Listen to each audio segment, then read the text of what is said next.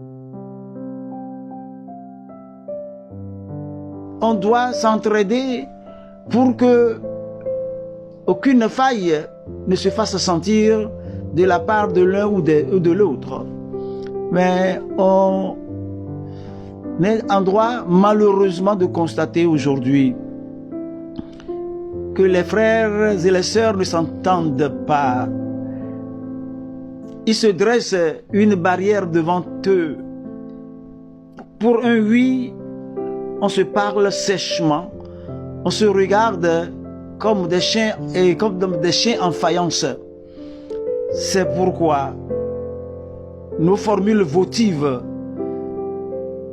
et optatives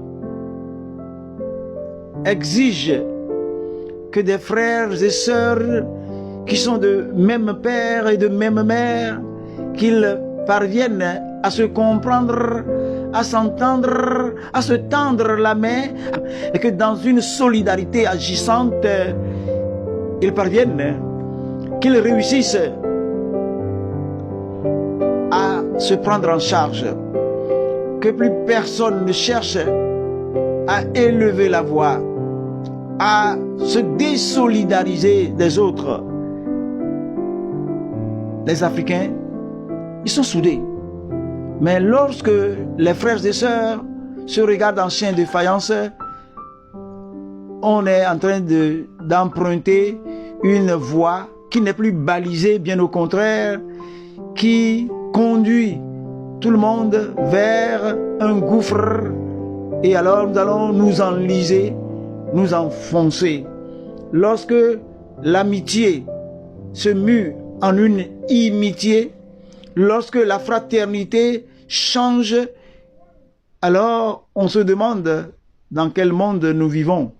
Frères et sœurs, je vous invite à vous tendre la main, à vous sentir soudés, à vous montrer solidaires les uns vis-à-vis des autres pour que plus personne n'ait à murmurer.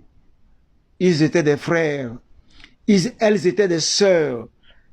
Pour un petit bien, pour une part d'héritage, ils s'entre-déchirent, ils s'entre-dévorent, ils ne se reconnaissent plus en frères, mais agissent comme des animaux et appliquent malheureusement la loi de la jungle. C'est dommage.